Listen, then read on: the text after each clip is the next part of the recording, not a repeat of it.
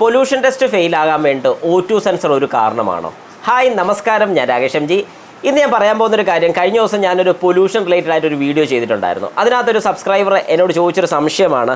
അത് ചോദിച്ചിരിക്കുന്നത് ഷിറാസ് ആണ് ചോദിക്കുന്നത്, @ഷിറാസ് ആണ് ചോദിച്ചിരിക്കുന്നത്. ചോദ്യം ഇങ്ങനെയാണ്: ബ്രോ, O2 സെൻസർ കാരണം ഉണ്ടാകും, എനിക്ക് അനുഭവമുണ്ട്. ശരിയാണ്. അത് എന്തുകൊണ്ടാണ് ശരിക്കും O2 സെൻസറിന് പ്രശ്നം ഉണ്ടെങ്കിൽ നമ്മുടെ വാഹനത്തിൻ്റെ പൊല്യൂഷൻ ഫെയിൽ ആകുന്നത്? ഞാൻ വളരെ വ്യക്തമായിട്ട് അതിനകത്ത് എടുത്ത് പറഞ്ഞിട്ടുണ്ടായിരുന്നു. നമ്മുടെ വാഹനത്തിൻ്റെ പൊല്യൂഷൻ ടെസ്റ്റ് ഫെയിൽ ആകുകയാണെങ്കിൽ നമ്മൾ ആദ്യം ശ്രദ്ധിച്ചിരിക്കേണ്ട കുറച്ച് കാര്യങ്ങൾ എന്തൊക്കെയാണെന്ന് ചോദിച്ചു കഴിഞ്ഞാൽ, ആദ്യം തന്നെ നോക്കേണ്ട ഒരു കാര്യം, നമ്മുടെ വാഹനം എന്ത് കാരണം കൊണ്ടാണ് പൊല്യൂഷൻ ടെസ്റ്റ് ഫെയിൽ ആയെന്നുള്ളത്. ആ ഒരു കാരണം കിട്ടിക്കഴിഞ്ഞാൽ നമുക്ക് മനസ്സിലാക്കാൻ സാധിക്കും എന്തൊക്കെ കാരണങ്ങൾ കൊണ്ടാണ്, അല്ലെങ്കിൽ ഏതൊരു കാരണം കൊണ്ടാണ് നമ്മുടെ വാഹനത്തിൻ്റെ പൊല്യൂഷൻ ടെസ്റ്റ് ഫെയിൽ ആയെന്നുള്ളത്. അപ്പോൾ ഇതിനകത്ത് നമുക്ക് അറിയാൻ സാധിക്കുന്ന, അല്ലെങ്കിൽ ഈ വന്നിരിക്കുന്ന ചോദ്യം പോലെ O2 സെൻസറിന് പ്രശ്നം ഉണ്ടെങ്കിൽ പ്രോബ്ലം വരുമോ? 100% വരും.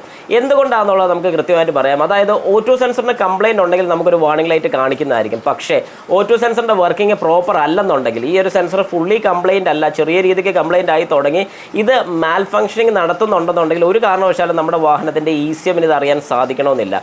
അങ്ങനെ ECMന് ഈ ഒരു കാര്യം അറിയാൻ പറ്റാതെ വന്നു കഴിഞ്ഞാൽ അത് ശരിക്കും ഈ പറയുന്ന O2 സെൻസർ കൊടുക്കുന്ന സിഗ്നൽ വിശ്വസിച്ച് ഫ്യൂവലിൻ്റെ അളവ് കൂട്ടിയും കുറച്ചും കൊടുക്കാനുള്ള സാധ്യത വളരെ കൂടുതലാണ്. അതായത് O2 സെൻസർ എന്താണ് ചെയ്യുന്നതെന്ന് ചോദിച്ചാൽ, നമ്മുടെ വാഹനത്തിൻ്റെ എക്സോസ്റ്റ് പോകുന്ന, അതായത് ബേൺഡ് ഗ്യാസിൽ എത്രത്തോളം ഓക്സിജൻ്റെ അളവ് ഉണ്ടെന്നുള്ളത്, അതായത് ഓക്സിജൻ്റെ അളവ് എത്രത്തോളം നമ്മുടെ എക്സോസ്റ്റ് ഗ്യാസിലുണ്ടെന്നുള്ളത് വാലുവേറ്റ് ചെയ്യുകയാണ് ചെയ്യുന്നത്. അപ്പം എന്തുകൊണ്ടാണ് ഈ ഓക്സിജൻ്റെ അളവ് അവിടെ വരുന്നതെന്ന് ചോദിച്ചു കഴിഞ്ഞാൽ, പ്രോപ്പറായിട്ടുള്ള ബേണിങ് നടക്കാത്തതുണ്ട്. അതായത് നമ്മുടെ വാഹനത്തിൻ്റെ ഫ്യൂവൽ ബേണിങ് പ്രോപ്പർ അല്ലെന്നുണ്ടെങ്കിൽ ഓക്സിജൻ്റെ അളവ് അവിടെ ഉണ്ടാകും. ശരിക്കും പറഞ്ഞാൽ പ്രോപ്പർ ബേണിംഗ് ആണെങ്കിൽ ഓക്സിജൻ ഫുള്ള് കത്തിപ്പോകുന്നതായിരിക്കും. അതായത് ഫ്യൂവലിൻ്റെ കൂട്ടത്തിൽ ഓക്സിജൻ കൂടെ ബേൺ ചെയ്ത് ഓക്സിജൻ്റെ ആ പ്രസൻസ് അവിടെ ഇല്ലാതിരിക്കും. പക്ഷേ ഓക്സിജൻ കൂടെ ചെല്ലുകയാണെന്നുണ്ടെങ്കിൽ നമ്മുടെ സെൻസർ അതിനെ സെൻസ് ചെയ്തെടുത്ത് ECMന് കൊടുത്ത് അതിനനുസരിച്ച് ഫ്യൂവൽ കൂടുതൽ കൊടുക്കണോ അല്ലെങ്കിൽ കുറച്ച് കൊടുക്കണോ, എയറിൻ്റെ ഇൻടേക്ക് എത്രയാണ് എന്നൊക്കെയുള്ള കാൽക്കുലേഷൻ നടത്തി കൃത്യമായിട്ടുള്ള അളവിലായിരിക്കും കൊടുക്കുന്നത്.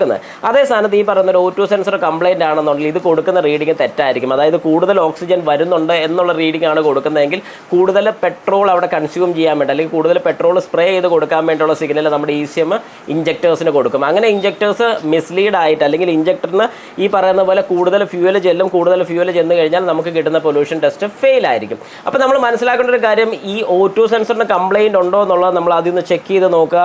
വെറുതെ മാറ്റി വെക്കാൻ ഞാൻ ആരോടും പറയത്തില്ല. കാരണം പുതിയ മോഡൽ വാഹനങ്ങൾക്കെല്ലാം 2 O2 സെൻസേഴ്സ് വരുന്നുണ്ട്. അപ്പോൾ ഈ രണ്ടിൽ ഏതാണ് പോയത്, ഇൻ കേസ് അത് പോയിട്ടില്ലെങ്കിൽ ഒന്ന് മാറി വെച്ച് ചെക്ക് ചെയ്ത് കൺഫേം ചെയ്തതിന് ശേഷം മാത്രം നിങ്ങളത് മാറ്റാവുള്ളൂ. ഞാൻ എപ്പോഴും സജസ്റ്റ് ചെയ്യുന്ന ഷോറൂമിൽ തന്നെ കൊണ്ട് കൊടുത്ത് ചെക്ക് ചെയ്യുന്നതാണ് ഏറ്റവും നല്ലത്. കാരണം ലോക്കലിലൊക്കെ പോയി കഴിഞ്ഞാൽ അവർക്കത് ചെക്ക് ചെയ്യാനുള്ള ടൂൾസോ കാര്യങ്ങളൊന്നും കാണണമെന്നില്ല. ഉള്ള സ്ഥലങ്ങളുണ്ട്, ഇല്ലെന്ന് ഞാൻ പറയത്തില്ല. ഉള്ള സ്ഥലങ്ങളിൽ കൊടുക്കുന്നുണ്ട്, വേറെ കുഴപ്പങ്ങളില്ല. പക്ഷേ ഇല്ലാത്ത സ്ഥലത്ത് നമ്മൾ ചുമ്മാ ഒരു പരീക്ഷണാടിസ്ഥാനത്തിൽ കൊണ്ട് കൊടുക്കാതിരിക്കുന്നതാണ് ഏറ്റവും നല്ലത്. അപ്പം ഇതുപോലെ പ്രോബ്ലം ഉണ്ടെന്നുണ്ടെങ്കിൽ ഉറപ്പായിട്ടും പൊല്യൂഷൻ ടെസ്റ്റ് ഫെയിൽ ആകുന്നതായിരിക്കും.